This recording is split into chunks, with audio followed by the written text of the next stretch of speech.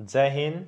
41 FAD field ammunition depot में आपकी जो वैकेंसी आउट हुई थी, उन सभी के आपके जो एडमिट कार्ड हैं आने स्टार्ट हो चुके हैं। और देखिएगा, अगर अभी तक आपका एडमिट कार्ड नहीं आया है तो वेट कीजिएगा। आपके एडमिट कार्ड सभी के सेंटर से रिलीज हो चुके हैं। आपके एडमिट कार्ड सभी के जारी किए जाएंगे, क्योंकि आपको जो परसेंटेज का क्राइटेरिया है यहाँ पर नहीं रखा गया है। सभी के एडमिट कार्ड जारी किए गए हैं, तो जल्दी आपके जो एडमिट कार्ड हैं आ जाएंगे। और अगर आपका एडमिट कार्ड आ चुका है, यानी कि आपको पता चल चुका कि आपकी पहले फिजिकल होने वाली है, आपकी फिजिकल कब होने वाली है, तो आपको वीडियो जरूर देखनी चाहिए। क्योंकि यहाँ पर हम आपको हर एक पोस्ट में कितना कंपटीशन है, हर एक पोस्ट की आपको जो सिलेक्शन प्रोसेस है वो क्या रहने वाली है। यानी कि जब आप एग्जाम देने जाएंगे, आप फिजिकल देने जाएंगे, तो वहां पर आपकी फिजिकल से लेकर आपकी ज्वाइनिंग तक कौन कौन सी प्रोसेस होने वाली है, किस प्रकार से आपको क्या प्रोसेस आपको अटेम्प्ट करनी है, वो सारी बातें यहाँ पर हम डिस्कस करने वाले हैं।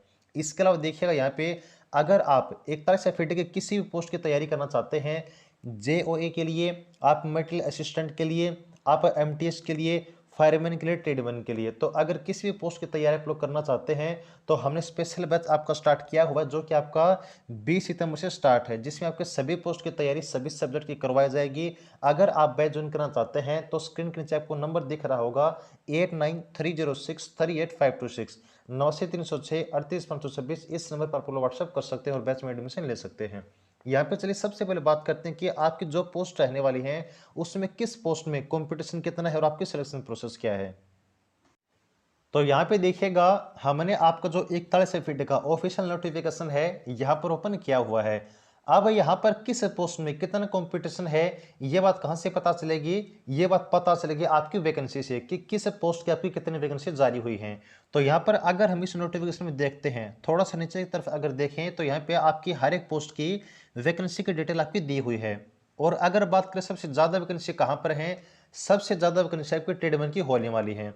और देखिए, अगर आपके पास से ट्रेडमैन का एडमिट कार्ड आ चुका है या फिर आने वाला है, सबसे बेस्ट अपॉर्चुनिटी आपके ट्रेडमैन के लिए। वो क्यों है? क्योंकि आपकी ट्रेडमैन में सबसे पहले फिजिकल होने वाली है। और एक बात आप खुद भी जानते हैं कि जितने भी कैंडिडेट के आपके एडमिट कार्ड आने वाले हैं वो सब फिजिकल देने नहीं जाएंगे। सेकंड चीज है, अगर आप सब फिजिकल देने जाते हैं तो वहां पर आप सब फिजिकल क्वालिफाई नहीं कर पाएंगे। क्यों नहीं कर पाएंगे? क्योंकि सबसे पहली बात, आपका जो सफर इतना दूर का, कि सफर में आप लोग थक जाओगे। तो यहाँ पर जो टाइमिंग आपकी आती है रनिंग की, वहां पर वो सेम टाइमिंग आना पॉसिबल नहीं है। सेकंड चीज है, वहां पर आपको जो एरिया है एक तरह से फील्ड का, वो आपका हाई एल्टीट्यूड पे है, जहां पर आपको सांस की दिक्कत आने वाली है। ये सबसे आपका मेन रीजन होने वाला है फिजिकल में। नंबर 3, आपको जो पूरा एनवायरनमेंट है 41 का, वो आपके होम लोकेशन से आपको बिल्कुल डिफरेंट होने वाला है। तो वहां पर भी जो फिजिकल है आपकी, उसको क्वालिफाई करने में आपको दिक्कत आने वाली है। तो अगर आप लोग फिजिकल के लिए बिल्कुल आप तैयार हैं, हाँ आपको लगता है कि फिजिकल आप लोग क्वालिफाई कर सकते हैं, तो मैं आपको गारंटी के साथ कहता हूं कि अगर फिजिकल आपने क्वालिफाई कर ली, तो अगर आप एग्जाम में बैठ जाते हैं एग्जाम देने के लिए, तो आप आसानी से एग्जाम क्वालिफाई कर लोगे। आपको जो सिलेक्शन है आसानी से हो जाएगा, क्योंकि वहां पर फिजिकल क्लियर करने के बाद इतना कंपटीशन आपका नहीं बचने वाला है। और एग्जाम की बेहतर प्रिपरेशन के लिए आप हमारा बैच ज्वाइन कर सकते हैं। बिल्कुल टारगेट बैच हमने आपका स्टार्ट किया हुआ है। इसके बाद देखिए, हम बात करते हैं JOA के लिए। इसके अलावा देखिए एक चीज और, ट्रेडमैन में सबसे पहले आपकी फिजिकल होगी, देन आपका रिटन एग्जाम होगा, उसके बाद आपको कोई भी प्रोसेस नहीं होने वाली है, आपकी सीधी ज्वाइनिंग आने वाली है। यानी कि डॉक्यूमेंट वेरिफिकेशन होगा। डॉक्यूमेंट वेरिफिकेशन में आपको जो मेडिकल बनने वाला है, वो आपने जो अब बनवाया है ना, जहां से सिविल हॉस्पिटल वगैरह से, बस वहीं से आपको बनवाना है। एक तरह से फिर आपका मेडिकल नहीं लेने वाला है। तो सिलेक्शन प्रोसेस क्या है ट्रेडमैन की?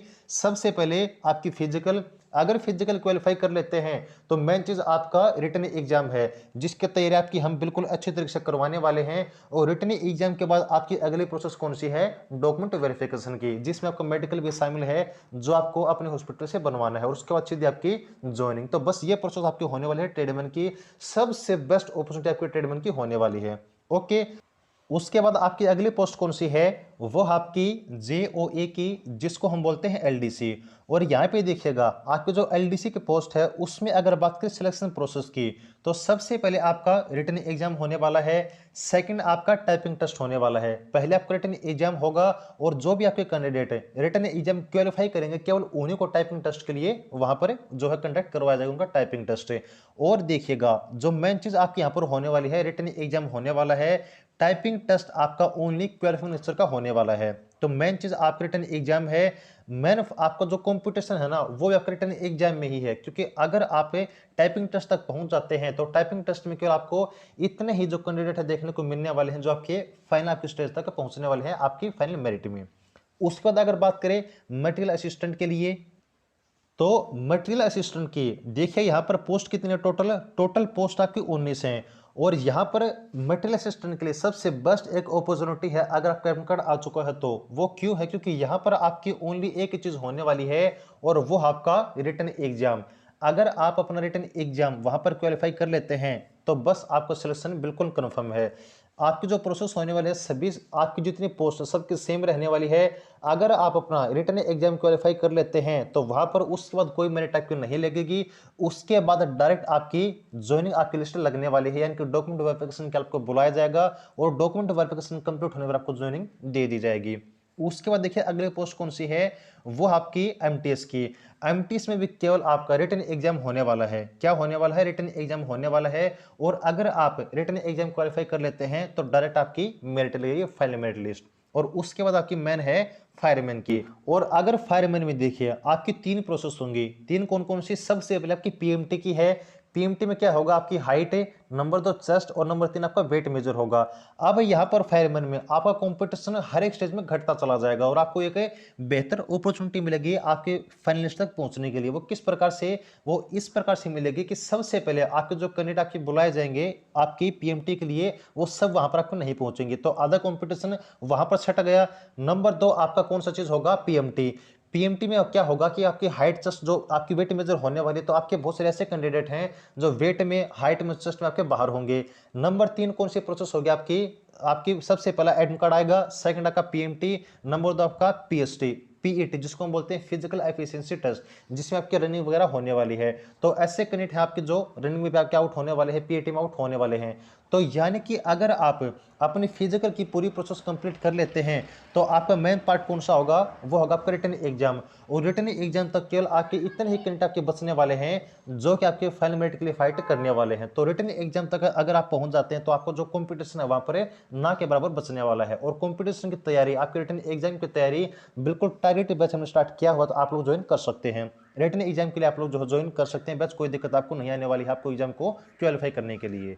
तो बस आपकी ये प्रोसेस होने वाली है, जितनी पोस्ट आपकी होने वाली हैं फायरमैन की, एमटीएस की, एमए की, एलडीसी और आपकी ट्रेडमैन की पोस्ट के लिए। इसके अलावा देखिएगा आपके बहुत सारे डाउट आ रहे थे कि जो फिजिकल हैंडीकैप कैंडिडेट है उनका फिजिकल होगा या फिर नहीं होगा। तो यहाँ पर बिल्कुल साफ साफ लिखा हुआ है कि no physical test will be conducted for OH and VH candidate, यानी कि आपके जो फिजिकल हैंडीकैप कैंडिडेट हैं, अगर आपकी फिजिकल हैंडीकैप की कैटेगरी ओएच और वीएच है तो आपका फिजिकल कंडक्ट नहीं होने वाला है। ओके, तो देखिएगा ये हमारी बात होगी कि किस पोस्ट में आपका कंपटीशन कितना है, हर एक पोस्ट की सिलेक्शन प्रोसेस क्या है, आपका ज्वाइनिंग तक का सफर किस पोस्ट में क्या रहने वाला है, वो सारी बातें हमने डिस्कस कर ली हैं। अब अगर बात करें टोटल खर्चा कितना आने वाला है, तो चाहे आप एक तरह से के पास के हो या फिर आपकी होम लोकेशन दूर की हो, एक जो एवरेज खर्चा है आपका 9 से 10 हज़ार तो आने ही वाला है। लेकिन अगर आप एक तरह से काफी दूर के रहने वाले हैं तो आपका खर्चा यहाँ पर 9 से 10 की बजाय आपका 14 से 15 भी हो सकता है, क्योंकि आपका जो आने जाने का खर्चा है, वहां पर रहने का खर्चा, आपका खाने पीने का खर्चा है, ये सब मिलाकर जो एवरेज खर्चा है कम से कम खर्चा आपका 9 से 10 हज़ार आपका आराम से वहां पर बन जाने वाला है। अब बात करते हैं कि आपकी जो तैयारी है वो किस प्रकार आप कर सकते हैं। तो हमने पहले आपको कहा है कि आप अगर एग्जाम की तैयारी करना चाहते हैं रिटन एग्जाम की, तो आपका पहला कौन सा आपका मेथड है, वो आपका सेल्फ स्टडी का। अगर आप सेल्फ स्टडी से अपनी प्रिपरेशन करना चाहते हैं वो भी आप लोग कर सकते हैं, लेकिन अगर आपको लगता है कि आपको गाइडेंस की जरूरत है तो आप हमारा स्पेशल बैच ज्वाइन कर सकते हैं, जिसके लिए आपको स्क्रीन नंबर दिया गया है 8930638526 9 से 300 से 3826, इस नंबर पर व्हाट्सएप आप लोग कर सकते हैं। तो ये कुछ आपकी जानकारी थी कल एफडी के बारे में, उम्मीद करते हैं जानकारी अच्छी लगी होगी। अगर कोई और डाउट आपका रह जाता है तो कमेंट सेक्शन में आप लोग लिख सकते हैं। तो जुड़े रहिएगा। Thanks for watching, keep supporting. जय हिंद।